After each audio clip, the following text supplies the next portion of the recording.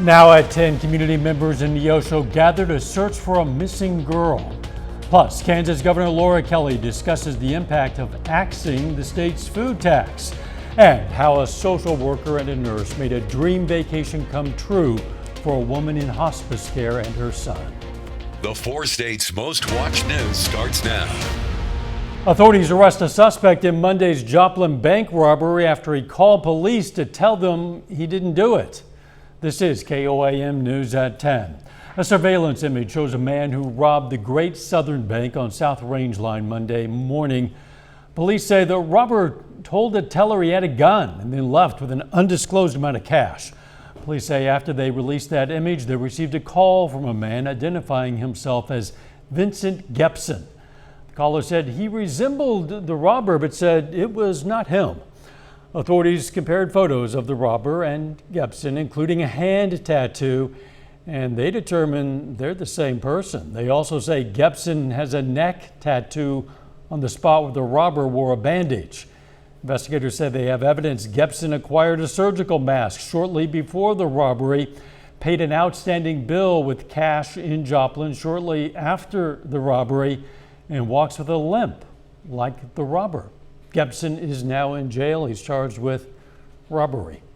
Authorities in Newton County, Missouri are looking for a girl last seen in her home early yesterday morning.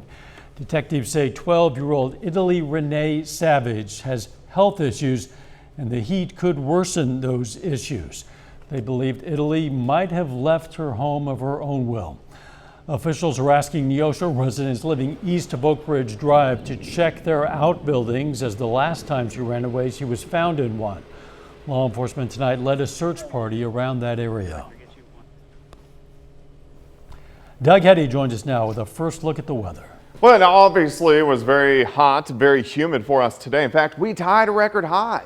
We made it up to 90 degrees. This record was set way back in 1963. So on this date, this is the hottest temperature we have ever seen. Started at 73 and then the normal high is 75. So 15 degrees above where we should be for this time of the year. Clear skies, nothing going on here. We got thunderstorms to the north out across western Kansas. Those are not going to make it here tonight. So very similar to what we've seen over the past couple nights. We'll drop back near 70 later on tonight. I think partly cloudy skies again tomorrow. Those cumulus clouds popping up, very similar to today. High of 90, heat index 95, upwards to about 100 during the afternoon. Some thunderstorms in the forecast. We'll look at that here in just a bit. See you then. Kansas Governor Laura Kelly today signed a law to phase out the state's sales tax on groceries over 3 years. Kelly had a ceremony at a grocery store in Olathe to sign the bill. The state's food tax is currently 6.5%. That is the second highest in the nation. It'll first drop to 4% in January, then it will fall by 2% every year until it hits 0 in 2025. Here in Kansas, we grow the food that feeds the world. But right now, with inflation, our own groceries cost way too much. No family in Kansas should have to choose between buying groceries and paying the rent or mortgage. Governor Kelly also said she would likely sign a bill legalizing sports betting later this week. Missouri has renewed a call for a national convention to add congressional term limits to the U.S. Constitution. Supporters of term limits say they prevent lawmakers from holding on to power for too long. Critics argue that term-limited legislators lack institutional knowledge, giving an edge to lobbyists and other insiders. A convention won't happen unless legislatures in 2/3 of all states join the call. Then an amendment would need to be approved by 3/4 of all legislatures. According to AAA, the average price of a gallon of regular unleaded in Missouri is at a record high $3.98. That's leaving some looking at ways to conserve fuel. One option is purchasing an all-electric or gas-electric hybrid vehicle to reduce your dependency on gasoline. If you're driving an all-gas vehicle, AAA Missouri says there are a number of things you can do to improve your fuel efficiency, including making sure your tires are at the right pressure and that you drive the speed limits. It's going to start with regular maintenance, making sure you're getting your oil changed regularly, making sure that you're getting your fluids changed out when they need to be, any repairs that need to be done, make sure to get those in because, that's going to help your engine run as efficiently as possible. We have more fuel saving tips in this story at KOAMnewsnow.com. A Pittsburgh high school student is selected to represent Kansas in a national organization. Ella Rooms is the new student president of Kansas HOSA. HOSA works to promote health industry career opportunities for students. Ella was chosen through a vote by more than 1,000 HOSA members throughout the state. The new position will allow her to gain a lot of valuable experience. It means so much to me. When I started in this organization, I watched other PHS students being the HOSA president, and I thought, wow, I'd really like to do that someday, and here I am. Ella says after high school, she wants to go to medical school to pursue a degree in health science as well as leadership and policy. A Girard, Kansas woman finally got the chance to go on her dream vacation with her son. Billy Messinger is a mother who was diagnosed with terminal cancer. Recently, she was put in hospice care. Billy has a 10-year-old son, and she's always dreamed of taking him to Myrtle Beach in South Carolina. With the help of a social worker and a nurse, they were able to make that dream a reality. To know that just because I won't be here tomorrow doesn't mean that tomorrow's not going to happen. And just because I got cancer and I'm sick and he's going to lose me and all the ugly that cancer has brought into our lives and things that he's had to see at such a young age and things that he's going to lose at such a young age, that there's still plenty of life to live for. The Dream Foundation and Care to Share Crawford County also helped organize that vacation. Coming up, how consumers could start seeing the baby formula shortage ease up. Plus, lawmakers on Capitol Hill vote on a bill to protect abortion rights. The baby formula shortage could ease up over the next few weeks. That is the hope as Abbott Nutrition, which makes a number of popular formulas, looks to reopen its plant in Sturgis, Michigan. It was shut down earlier this year after 3 brands of powdered baby formula made at the plant were recalled because of potential bacterial infections. The company says the plant could be up and running within 2 weeks, which means their formulas could be back on store shelves in 6 to 8 weeks.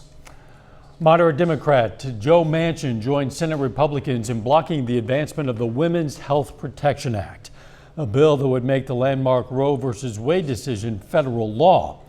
Republicans, including some moderates who support abortion rights, said the legislation just goes too far. Some congressional Democrats are seizing the issue in hopes it'll mobilize voters to the streets and the polls this November. Reporter Natalie Brand has more from Capitol Hill. The motion is not agreed to. Vice President Kamala Harris presided over Wednesday's failed Senate procedural vote on an abortion rights bill. Sadly, the Senate failed to stand in defense of a woman's right to make decisions about her own body. It is not Roe v. Wade codification. It's an expansion. West Virginia Democrat Joe Manchin opposes his party's bill. Instead, he signaled support for a more narrow measure, like the one from GOP moderates Susan Collins and Lisa Murkowski. I'm supporting the codification of Roe. Democratic leaders forged ahead with their bill, they say, to get all 100 U.S. senators' votes on the record. We are going to continue to highlight this issue relentlessly and strongly between now and November. This bill today is ugly, winner-takes-all politics. It is full of aggressive pro-abortion provisions. The push to make Roe v. Wade into federal law has intensified in the days since Politico published Justice Alito's bombshell draft opinion from February, which signaled the conservative majority court could overturn the landmark decision.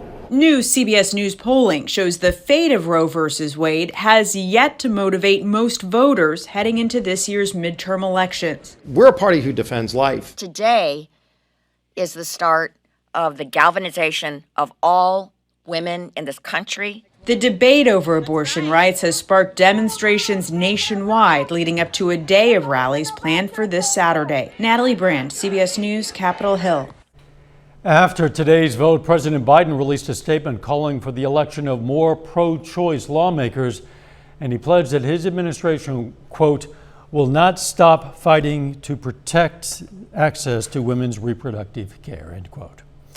Reducing air pollution has led to a surprising effect: more tropical storms. A new study published today in the journal Science Advances found a 50% decrease in air pollution over the past 4 decades in North America and Europe. That led to a 33% increase in the number of tropical cyclones in the North Atlantic. The study also found that a 40% increase in air pollution in China and India sparked a 14% decline in tropical cyclones in the western North Pacific. A little bit later, the Salvation Army celebrates National Salvation Army Week with a sweet treat. Plus, the heat sticks around as we head into Thursday. Also, some thunderstorm chances. We'll look at that coming up. Well, it definitely turned out to be warm, very humid once again for us today. So heat indices, 95 to 100 for us today. Actual temperature right at 90 degrees. We tied a record high. Nice shot, Indigo Sky Casino and Resort. Indigo is just outside of Seneca, Missouri. Looks good, pretty much clear skies for us right now. But of course, temperatures all week. We've been into the 80s to near 90 degrees. Of course, today, 90 degrees.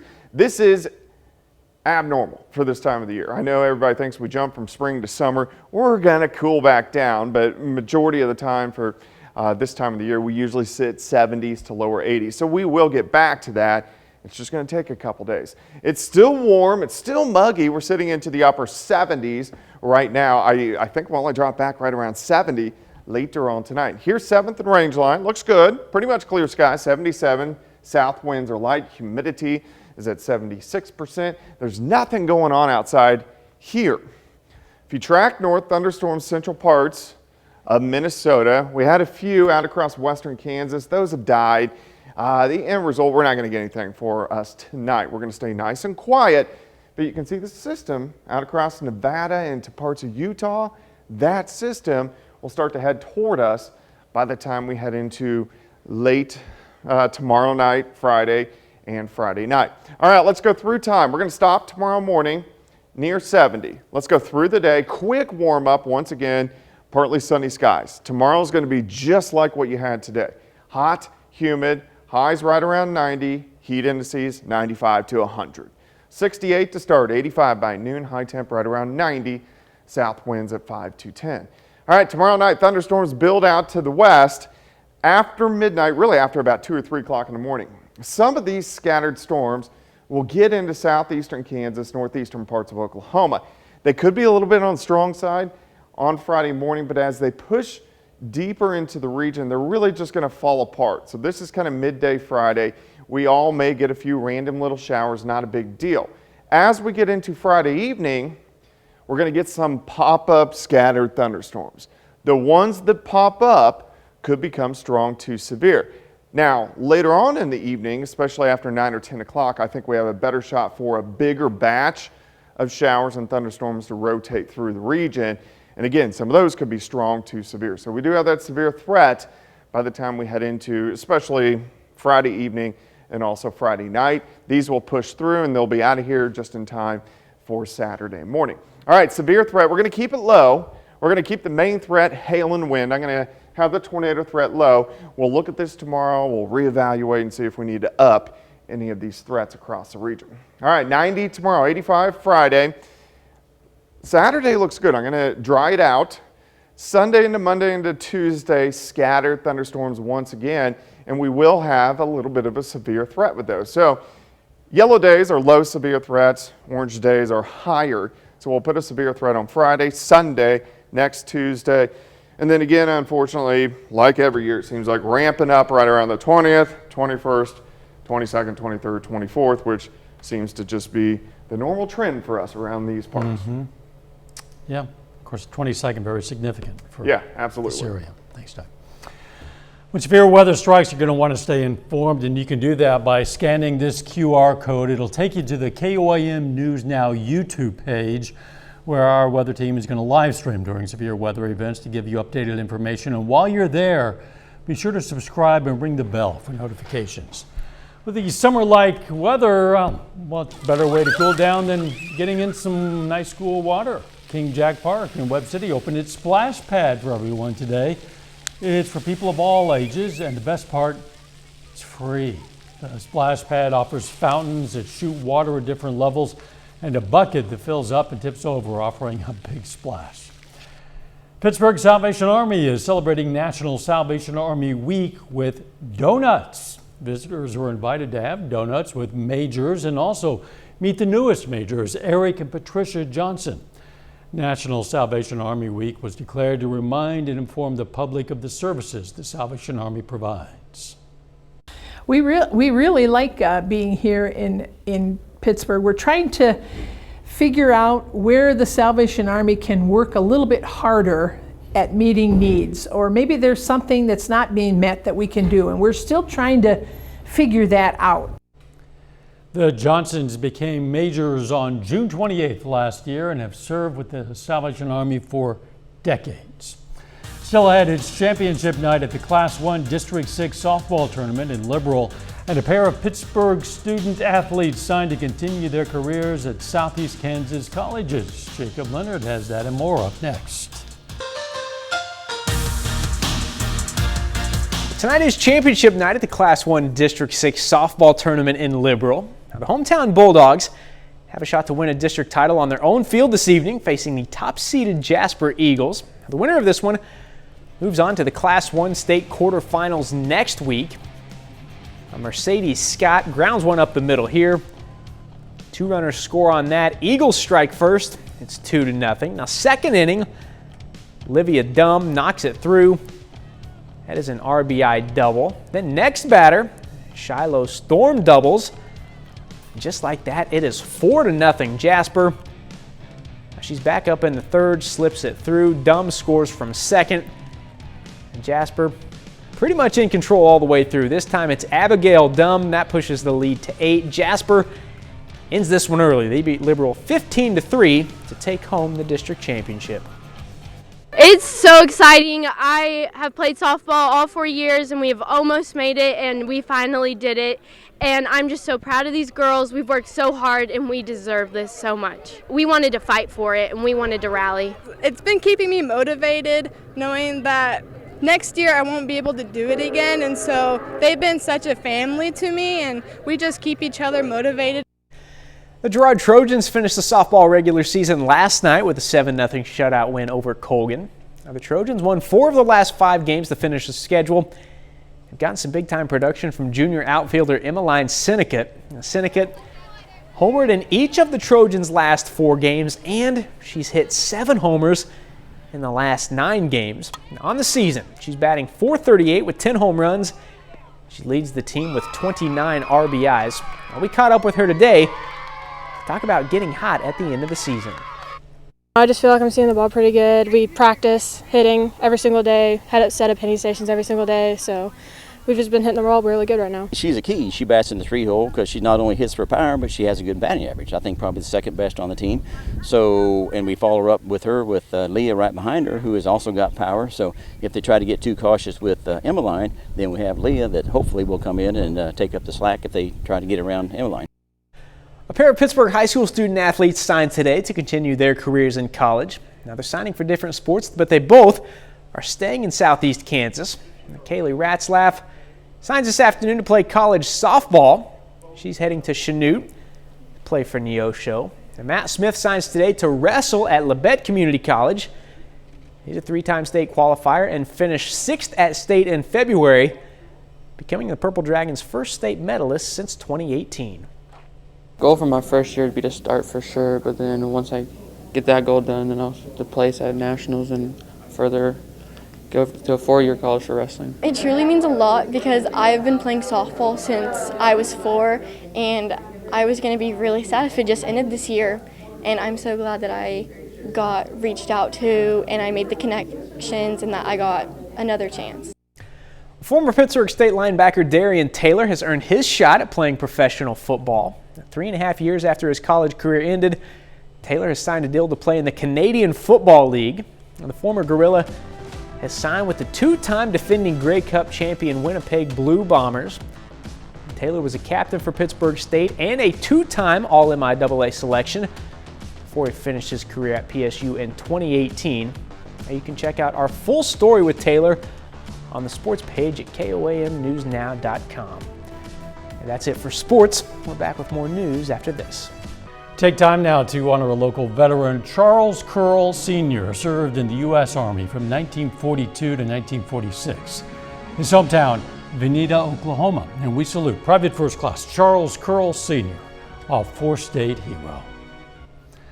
A little baby orangutan at the Oregon Zoo in Portland has been named after Dolly Parton's hit song, Jolene. The lyrics of the song describe a woman with flaming locks of auburn hair. Yeah, according to the zoo, Jolene earned the name for just that reason, her auburn-colored hair. Her mother is first-time mom Keitra, a 20-year-old critically endangered Bornean orangutan. Jolene's father, his name is Bob. It's not Robert, it's not Bobby, it's not Roberto, it's just Bob. He transferred from South Carolina's Greenville Zoo in 2014. Zoo visitors should be able to catch a glimpse of the entire family this spring, so you can see Jolene and Keitra and Bob, the orangutan. Bob is a perfectly good name. But, you know, sure his birth certificate doesn't say Robert? I don't know. I didn't really ask about that. It's possible, but my suspicion is that, number one, there is no birth certificate, and secondly, it says Bob. All right. If there was. So I don't know. Well, Bob's going to be hot tomorrow because we're going to go up to about 90 degrees, some scattered thunderstorms by Friday. Final sports note. Frontenac High School senior Colin McCartney, one of the best all-around athletes we have in the area, committed tonight to play baseball at Fort Scott Community College. Good for them and good for him. Thanks for joining us. Morning Show, 5 a.m. Let's make it a great tomorrow.